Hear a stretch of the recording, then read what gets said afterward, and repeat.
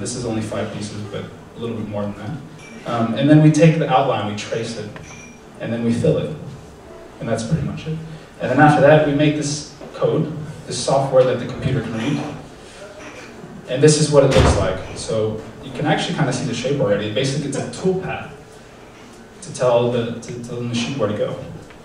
So basically, it's really simple. Actually, it's not that simple.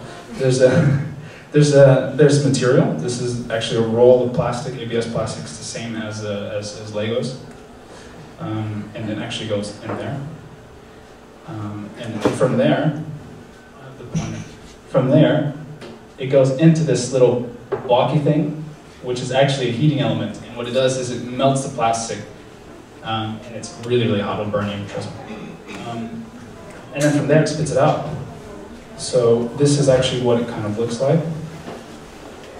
So right now, it's putting one layer down at a time. And the cool thing is, so I don't know, you guys understand this? Yeah? So I wanted to actually give you guys a little demonstration. This type of 3D printing, there's multiple types. This is called FDM. So what I do is use whipped cream to show you. So basically, like the small apple, you start off, how do you use this thing? It's got a really small kind of surface area, so you start off just a little bit. Right? And then basically you move your hand away, and you just build up a layer, well this one's doing, by layer, by layer, by layer, by layer, by layer. And that's basically how the 3D printer works. So that's called FDM. But there's other ways to 3D print. There's a liquid-based printer. Oh, yes. So this is actually called SLA. It's called stereolithography apparatus. And there's a resin. Oh, they already got lasers up there. It's resin-based, and basically it's liquid, and then the laser hardens the liquid wherever it draws. So where we did the outlines, that's exactly what it's doing. So it's doing that. And then eventually, something pops up. So this is called SLA, this is liquid-based. Now there's also something called SLS, and that's powder-based. And this is kind of the things that you'll see more often in 3D printing, because it's, I guess it's more efficient, and you can do much more creative things with it. And so here's a quick video to show you how that works. So I'll explain it, I'll probably have to play it twice. So right now it's laying down a thin layer of powder, and it's doing the same thing as the liquid one. It's shooting lasers down and melting exactly where it needs to harden. So I'll play it again. Again, see how it's melting right there, and then it's putting it on another layer of powder. And then after that, after it's done, you have this big block of powder. And then it emerges, and you basically become like an archaeologist. You dig it out. Really cool. So again, it's one layer at a time. I'm sorry, let's shut up. So that's pretty much the cross section. It's kind of like an MRI scan or a CT scan if you've ever seen it. So again, so now this is your time to shine. This is the cardboard exercise. And I really want you guys to understand this. So what we're gonna do is, there should be a number on the cardboard, and it's a numerical order. So if you're 1, 2, 3, 4, 5, come on up. And I guess we'll build it over here. So if you're 1 through 5, come on up.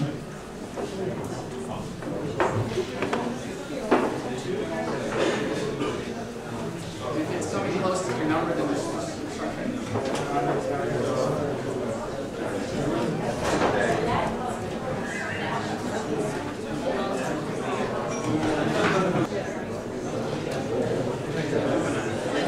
oh, sorry, yeah. We have 3, number 3. Bingo. Okay, 3, 4, 5. Oh, you jumped ahead. Okay, it's fine. Number 6. We have 6. Come on down. We have also 8, 9, and 10. Thank you. Oh, you guys are actually really good at this. No, this is cutting. You guys did a really good job. Let's see, we have 9. 9.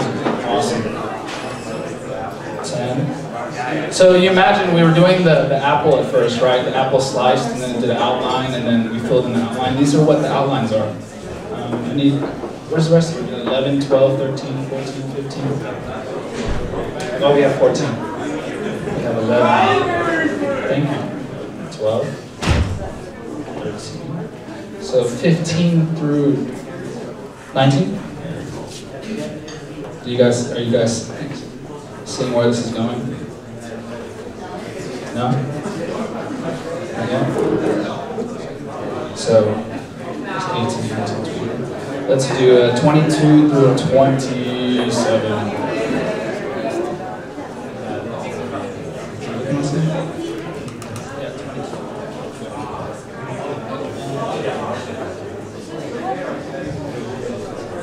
Let's keep it going.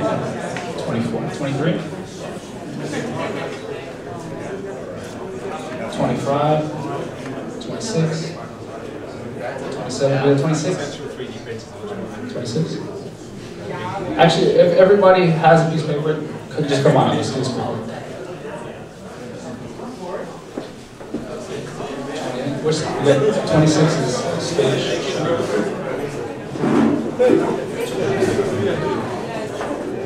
We're missing 26. Oh.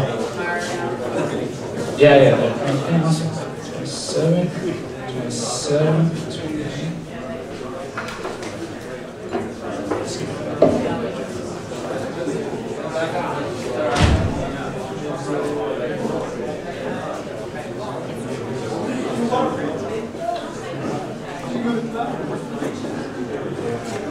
We're missing 30.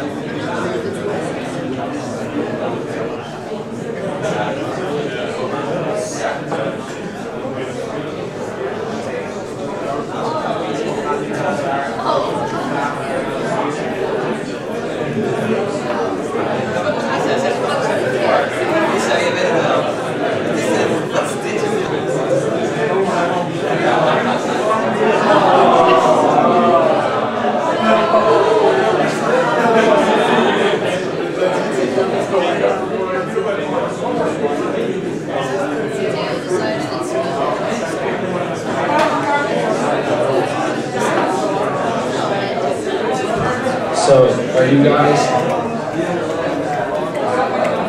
can you guys guess what it is? T-Rex. Good guess. Rawr. It's actually going to be a dinosaur.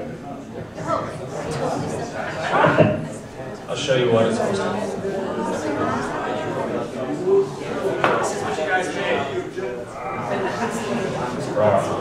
So, you see it now? Maybe we need to turn it.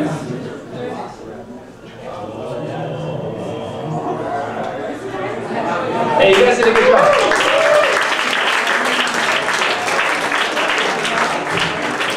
Thanks for the help. Actually, all you guys who participated, I have a special treat for you. So, that's it.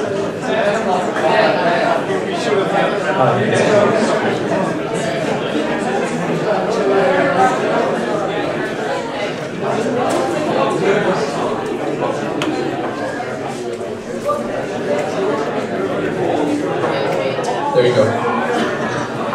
It's supposed to look like that. Oh. That's you. Like that.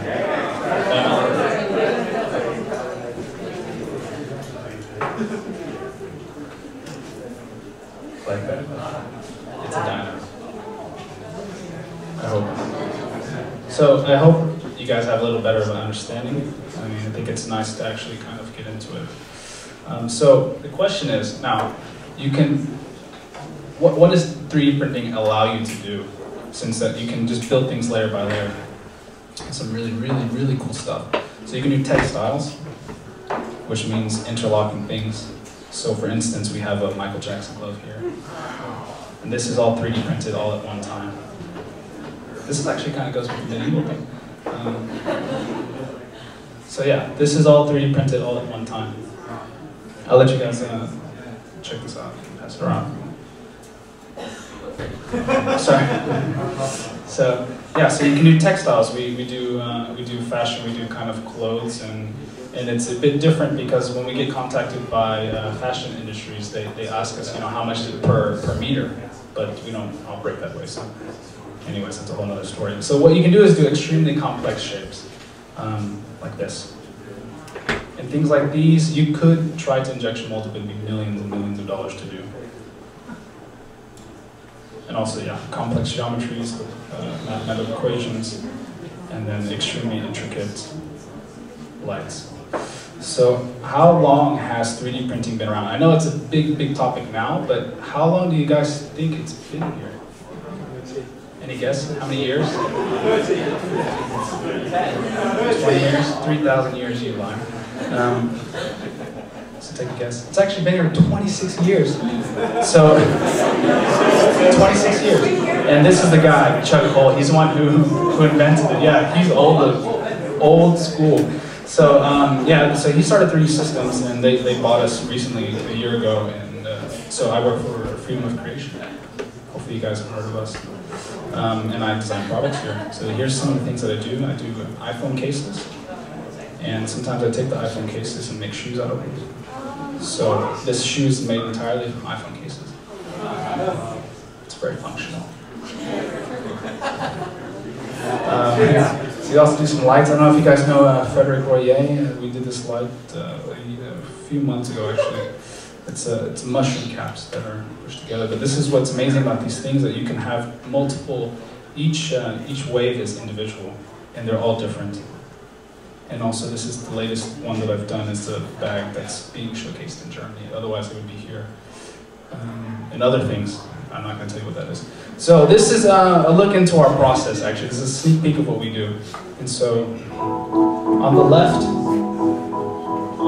is a project we did on Onitsuka Tiger, an A6, and it's kind of one of those.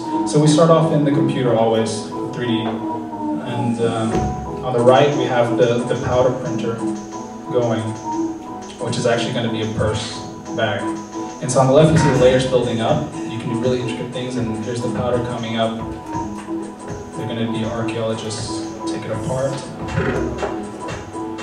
And so what's really amazing with this is that normally product design, you do one product and then you have to do the packaging. But here you can do packaging all in one. So if you notice on the right, we have the bag being pulled out, and then we have a handle that's already in the case, which the lady's going to assemble. And then there's actually a heart packaging that was printed at the same time.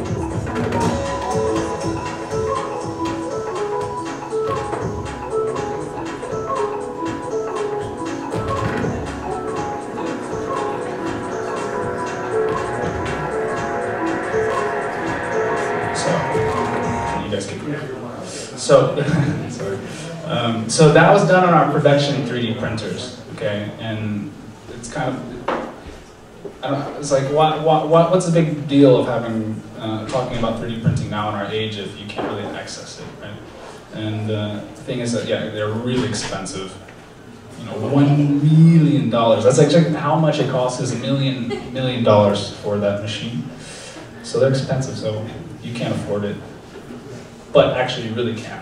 And now there's a big push for these home 3D printers, which we actually have one here. It's making that noise down there.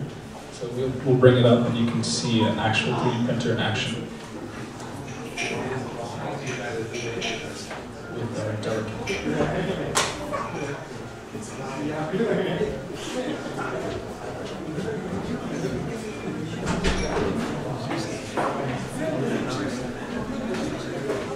So can you guys see it?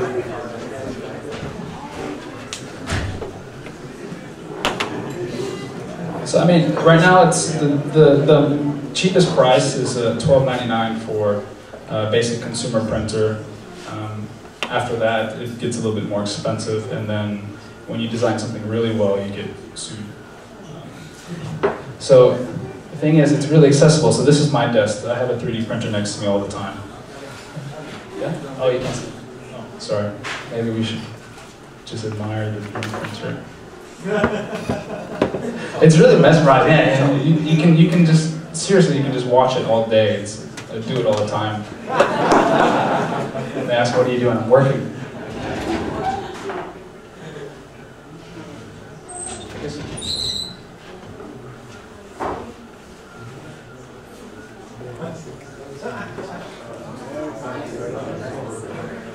Okay, anyways, so yeah, there's now this mini version of our really hard-worked cardboard piece over there.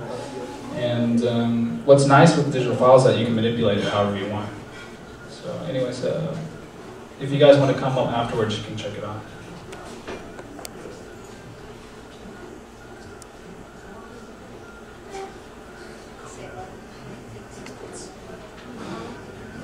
How long does it take? So this little mini thing takes about 30 minutes. So it's actually not that instant. Because this actual technology, it's really slow, so you have to draw one layer at a time. The other one is powder, so it does the entire thing.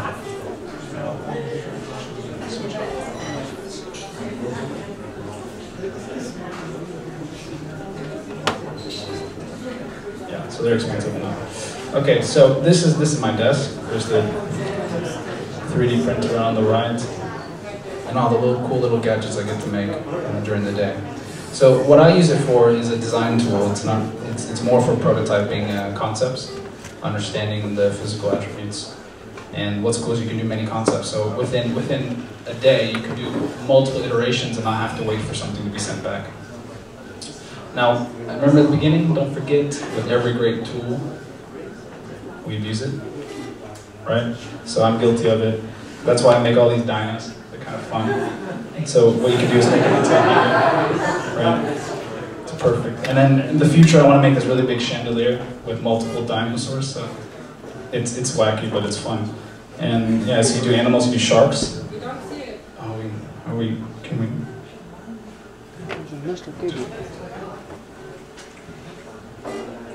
Sorry, guys. All right.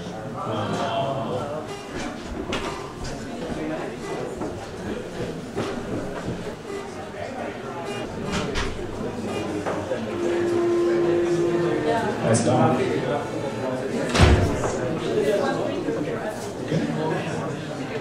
Okay.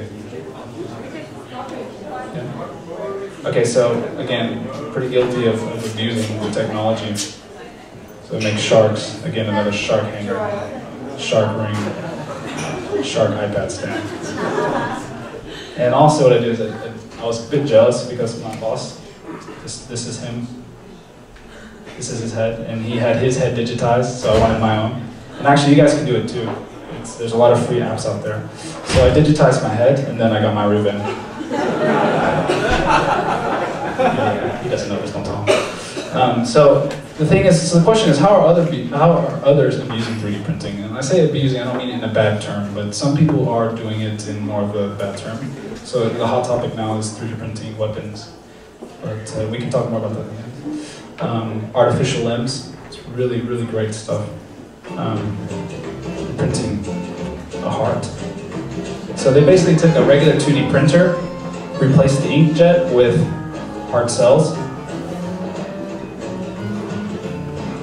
and they printed a mouse chamber heart. And it was that easy. Okay, and the coolest part is it actually worked.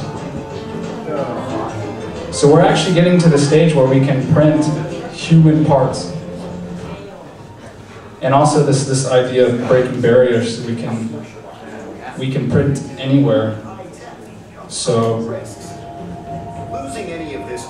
if there's any like third world countries that need a special tool, or even in space, they can get the digital files and print stuff on demand.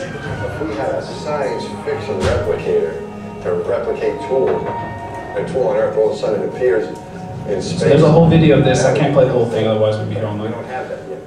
Or do we? I'll put the link on my site if you guys want to check it out. So he wanted to replicate a wrench out of all things in the world. Anyways, so there's also this big push for mass customization.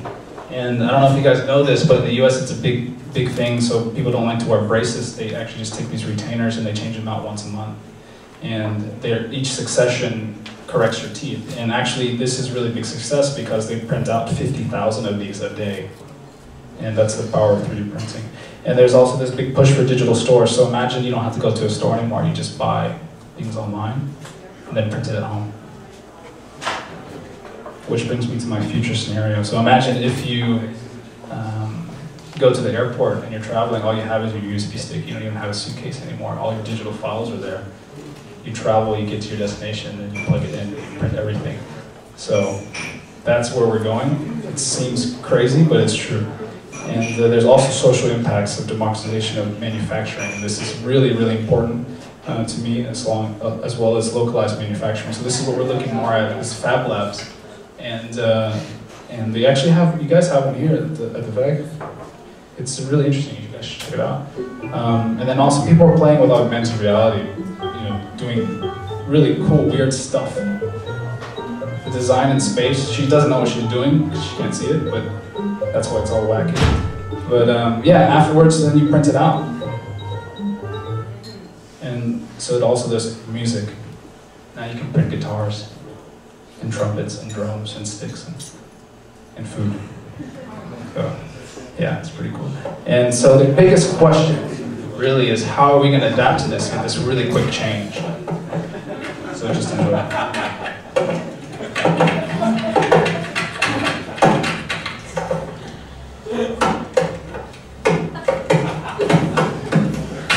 This is my parents.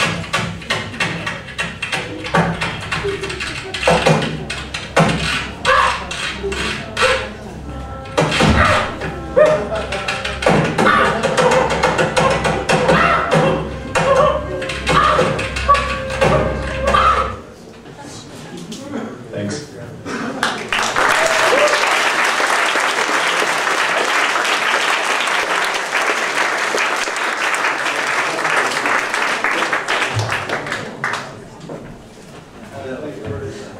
Thank you for this really fantastic display of futuristic technology. I'm sure there are some questions from the audience. Of course, we'll have the chance to look at Alan's designs later. Oh yeah. So what materials do you use for the 3D printing? So what's amazing though is not, normally it's this plastic, it's nylon. It's called PA12 or 11, depends on what you want to use.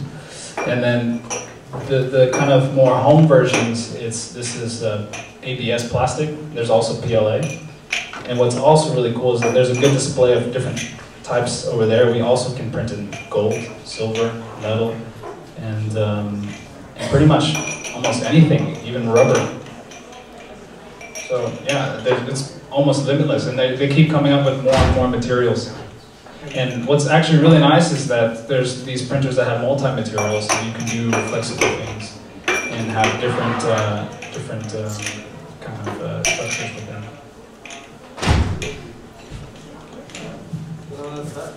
The powder printer, the powder we should use, can you recycle it? Yes, exactly. So what's great is that there's almost zero waste.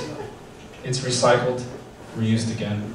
And same thing with this. This is only printing what's necessary. So what's really great about it. And there's actually recycling, there's a big push in recycling the material. So once you get tired of this dinosaur, you can throw it in this machine and it'll reprint another dinosaur.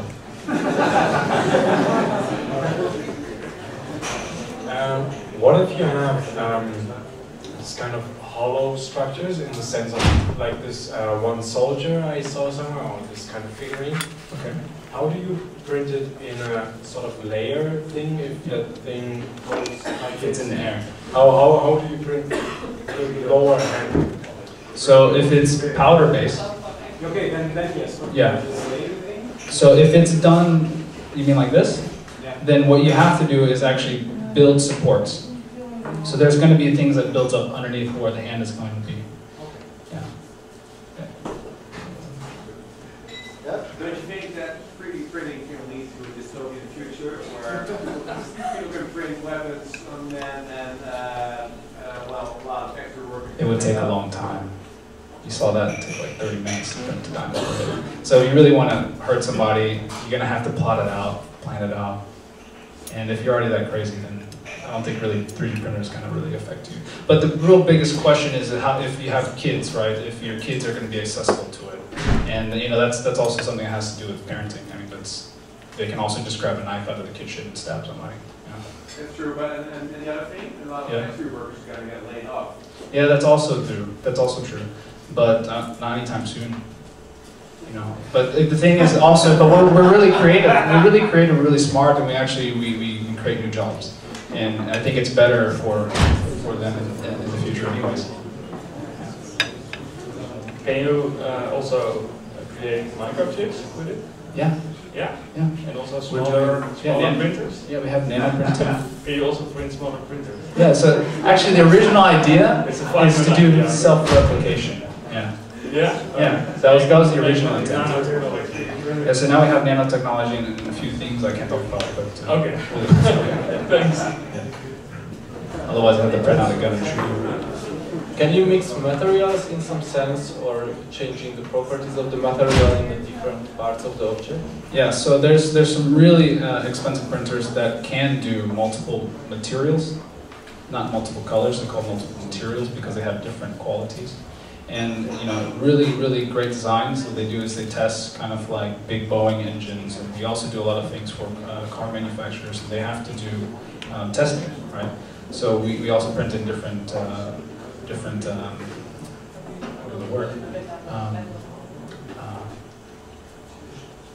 qualities within the materials, or the strengths of the materials. Yeah. So it exists. Yeah. I actually want to convince my supervisor to buy one because Yeah. I think it's really cool, but he wants to know why.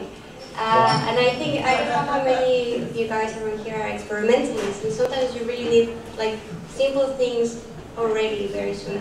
Yeah. So how difficult it is to learn how to use the software Yeah. for simple things, not great designs and so on. Yeah, so simple things so the big push now is that 3D printers are here to stay. It's not going anywhere. So we have really good software designers and developers in the world that are actually making these intuitive things.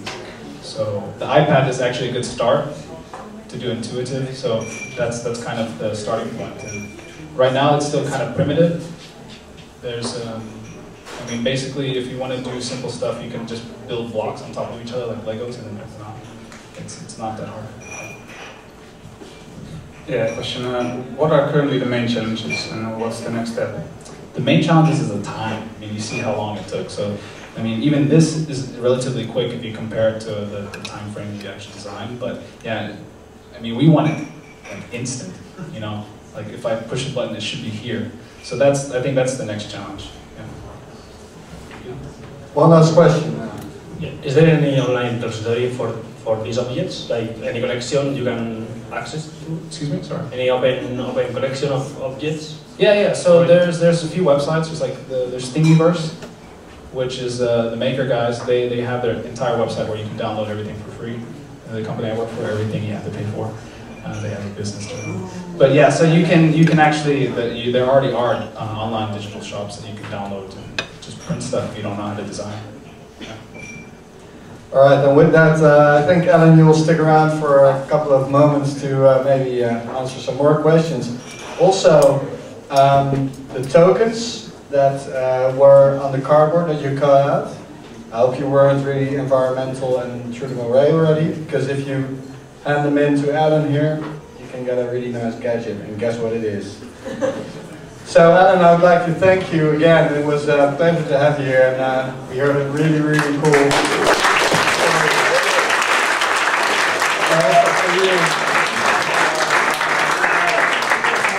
And also for you, we wanted to come up with an appropriate comic. And well, this one was really easy because there's only one comic book character that I can really compare you to, and that is Billy Wortel, Gyro Gearloose.